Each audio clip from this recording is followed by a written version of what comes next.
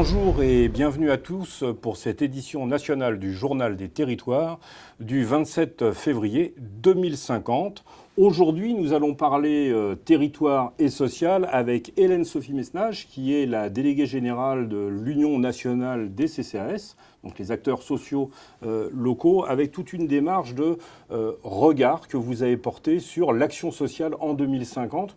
Ce que j'aimerais bien, c'est que vous me donniez, on va changer un petit peu, on va être disruptif, une conclusion, mais carrément au démarrage. Alors moins qu'une conclusion, je dirais un enseignement. L'un des premiers enseignements qu'on peut tirer de ces travaux qui se sont fondés sur un certain nombre d'ateliers organisés sur les territoires, c'est qu'on est sur de l'humain. Et à partir du moment où on travaille, on est sur de l'humain, ça oblige les élus, les professionnels de l'action sociale à réinterroger, revoir constamment leurs pratiques. Ça, c'est un premier enseignement très très fort, et en tout cas avec des équipes disposées à le faire. Alors, c'est un sentiment très très fort. Pour autant, je serais tenté de vous dire, on a toujours vu les communes, les fonctionnaires, les agents comme des gens qui sont très bureaucratiques, très cadrés. Comment vous avez réussi à, si je peux me permettre cette expression, secouer le cocotier pour arriver à cette action sociale de 2050 ? Alors on a moins secoué le cocotier que tiré profit, tiré parti de la souplesse de cet acteur très singulier qui est le CCAS, qui a justement cette capacité ou cette agilité à agir différemment, à sortir un petit peu des cadres pour valoriser et en tout cas avoir une action un peu différente sur les territoires. Concrètement, vous sortez du cadre pour faire quoi et comment vous sortez du cadre ? Alors on l'a vu au travers de différentes figures, typologies qui sont sorties de ces travaux. Sortir du cadre, ça peut être tout simplement sortir de l'enceinte, sortir des murs du CCAS, par exemple en investissant des lieux un peu informels, des lieux qui ne sont pas forcément ceux qu'on peut attendre d'une administration, pour justement établir un lien un peu différent, une confiance avec les personnes et cultiver justement un lien social avec ces mêmes personnes là où elles habitent, là où elles vivent.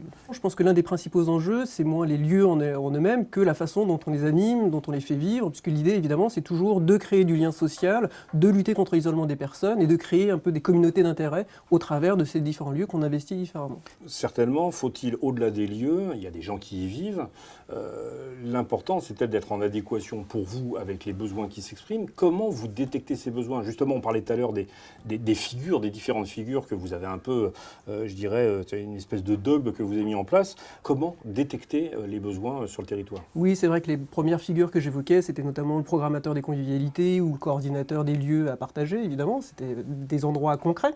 L'un des enjeux, effectivement, qui est ressorti de ces travaux, c'est cette capacité, ou en tout cas cette nécessité, de détecter les besoins là où ils se trouvent, dans le quotidien des personnes, sans forcément les faire venir dans ces nouveaux lieux. Et effectivement, c'est un enjeu clé. On parlait beaucoup à l'époque de l'allée vert, on est toujours évidemment là-dessus, puisque le CCAS a aussi cette capacité à détecter les signaux faibles et à aller vers les personnes, vers les besoins, là où ils se trouvent. Mais est-ce que le CCAS va être en capacité de s'adapter à ces besoins, ou est-ce que c'est les personnes qui, elles, vont devoir s'adapter aux activités du CCAS ? Alors évidemment, c'est toujours ça. Il faut adapter les dispositifs aux besoins des personnes et pas l'inverse. On est évidemment sur cette logique-là.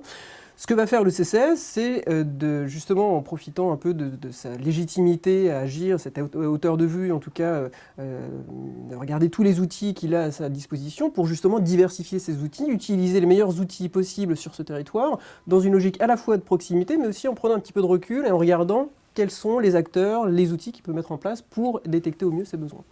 Alors, le président de la République a peu évoqué le fait que les CCAS étaient les acteurs principaux du social. Pour autant, ils n'ont pas le monopole du social. Comment travailler avec les autres acteurs sur le terrain ? Alors c'est là aussi un autre enjeu, évidemment. Surtout aujourd'hui, c'était déjà le cas à l'époque, mais ça l'est encore de nos jours. On est dans un contexte de raréfaction des moyens, des ressources. Donc l'enjeu de la coordination de la complémentarité était déjà essentiel à l'époque, il l'est toujours aujourd'hui. Cette complémentarité doit être travaillée, cultivée. C'est un enjeu de l'action sociale. Et alors, si j'ai bien lu quand on a préparé, vous avez parlé même d'émancipation individuelle, ce qui est quand même assez fort.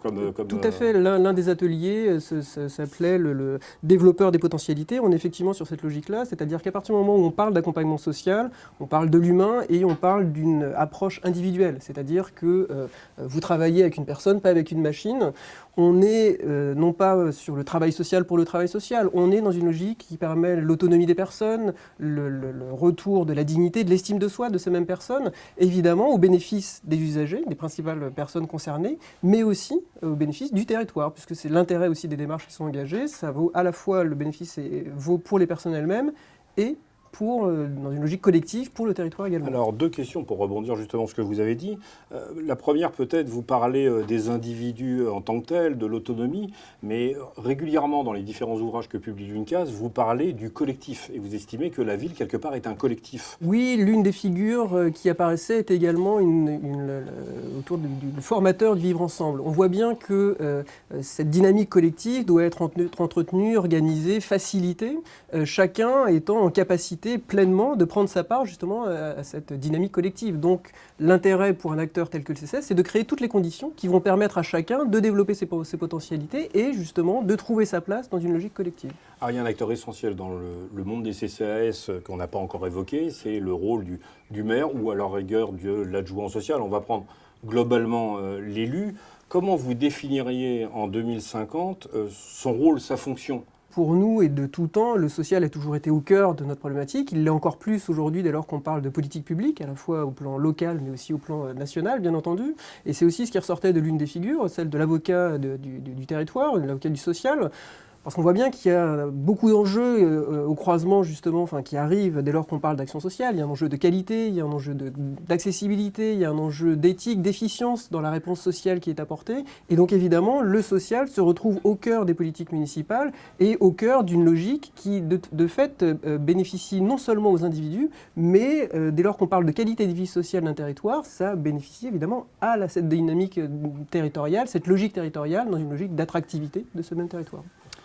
Hélène Sophie Mesnage, merci pour cet entretien qui a été riche.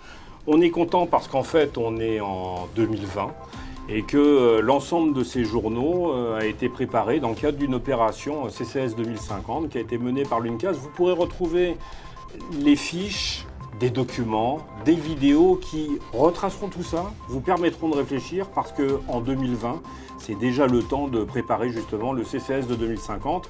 Merci à tous ceux qui ont contribué à cette opération et merci à vous de nous suivre.